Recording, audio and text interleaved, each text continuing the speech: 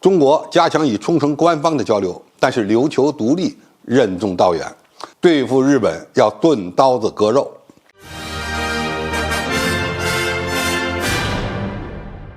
观众朋友，大家好，我是付先少。据琉球新闻报道，近日中国驻日大使吴江浩与冲绳县副知事赵屋义时举行了闭门会议。赵屋义时表示，冲绳县准备设立地区外交办公室，冲绳县知事玉城丹尼还准备访问中国。这原本是中国外交官员与冲绳地方政府之间的正常沟通，但是仍然触动了美日的敏感神经。美国外交政策杂志于近日发文称，冲绳正处于中国野心的十字路口，对于冲绳政府想与中国展开外交交流表示担忧。随着冲绳设立地区外交办公室，冲绳与中国民间的交流必然会逐渐增多。我们要注意，中国推动与冲绳地方政府交流也好，民间互动也罢，都与推动琉球独立建国无关。我们完全可以顺势而为，推动冲绳，也就是琉球恢复中华文化传统，这对于反击美日军事勾结也是一招妙棋。在网上有很多关于琉球建国的声音，从法律的角度看当然是合理的，只不过实现起来非常困难。琉球群岛上过去存在着一个独立的琉球国，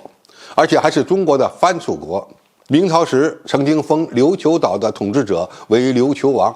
1693年，日本逼迫琉球国割让北部的奄美群岛给日本。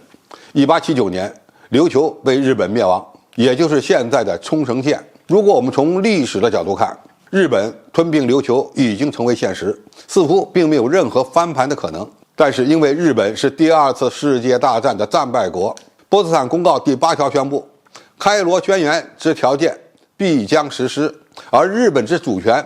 必将限于本州、北海道、九州4国及无人所决定的其他小岛之内。这也意味着琉球的地位现在是未定的，只不过是被美军临时占领之后又交给了日本托管。二战结束之后，琉球就在现实上变成了日本的冲绳县，这在国际社会中并没有太大的悬念，但也不等于琉球的地位已经确定。对中国而言，我们没有说过要支持琉球独立，但是也没有说过琉球就是日本的一部分。基于当今的国际秩序，就是以二战的结果来确定的。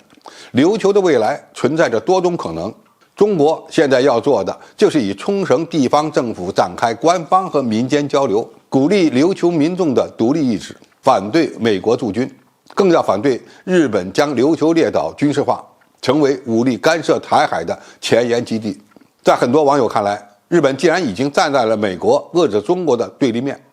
我们就完全可以放心地支持琉球独立。其实这是对中国外交策略的一种误解。当前国际社会还不承认琉球是一个国家，甚至琉球地位未定论的支持者也不多。美国已经事实上将琉球交给了日本。从现实的角度看，单独由中国推动琉球独立，反而会带来一定的负面影响。由于日本曾经对琉球王国进行过残酷镇压，导致现在的琉球居民对日本的归属感并不高。再加上冲绳美军基地对当地民众的骚扰，琉球独立运动从来就没有停止过。未来当琉球人民认为自己就是一个独立国家的时候，那么琉球独立才有可能提上日程。只要美军不撤出，只能说距离这一天还非常遥远，但是并不等于没有机会。其实对付日本的台湾有事就是日本有事，中国最好的反击政策之一就是钝刀子割肉，也就是推动冲绳人民建立独立意识，推动冲绳人民恢复中华文化，先强化独立意识，同时呢，鼓励中国旅客去冲绳旅游，加强双边官方互动和文化交流，并且鼓励冲绳人民反对将琉球列岛军事化，这恐怕才是目前的当务之急。好，今天评述就到这里，谢谢大家收看，我们下期再见。